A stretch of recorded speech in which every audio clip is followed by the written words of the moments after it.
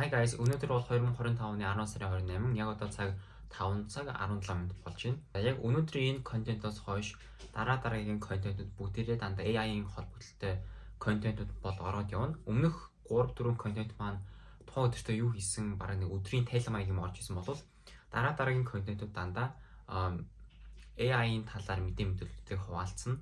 За тэгээд мэдээж би танарт мэдээллүүд хүргэж байгаа хүн чинь өөрөө бас энэ AI-ийн талаар дотн гадна нөгөө мэддэг байх хэрэгтэй. Тийм учраас би өнөөдөр бол судалгаан дээр сууж байна.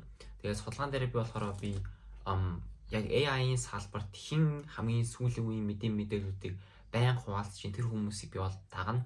Тэгээд мэдээж цаг алдалгүй мэдээллүүдийг авна. Тэгээд би тэр хүмүүсийг олоод follow хийлээхэд би одоо би workflow үүсгэй гэж харж байгаа. Энэ нь болохоор би заавал өөрөө X TikTok ороод ухаадах шаардлагагүй.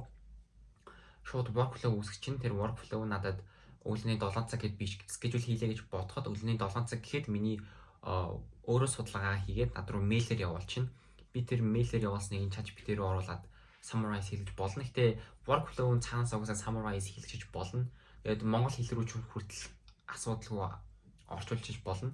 Тэгэхээр би өнөөдрийн хийсэн гол зүйл маань гэх юм бол би судалгаан дээрээ суусан ямар хүмүүсүүдээс мэдээлэл авах уу. Тэгээд тэр хүмүүс дээрээ бол одоо ажиллана.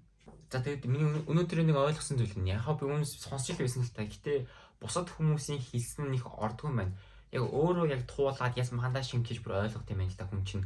Тэгээд өнөөдөр миний ойлгосон нэг зүйл нь болохоор би AI гэдэг чинь зүгээр том бүдүүн мод байл ягаад бүдүүн модны гол тэр бүдүүн мод нөхгүй. Тэгээд одоо энэчнээс чинь AI automation, AI agent, AI startup гэдэг ч юм уу ингээд олон салаалаад явна да.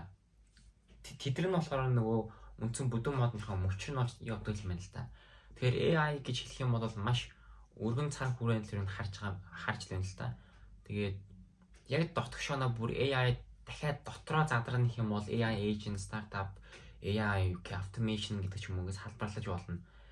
Гэтэ би та бүхэнд болохоор би хэмэл оюун ухааны ертөнцид болж байгаа бүх мэдээллүүдийг одоо бол хүргэнэ гэж харж байгаа. Тэрнээс яг AI-ийн зөвхөн AI automation бол ярихгүй гэсэн үг бол биш. Ярина гэсэн үг бол биш.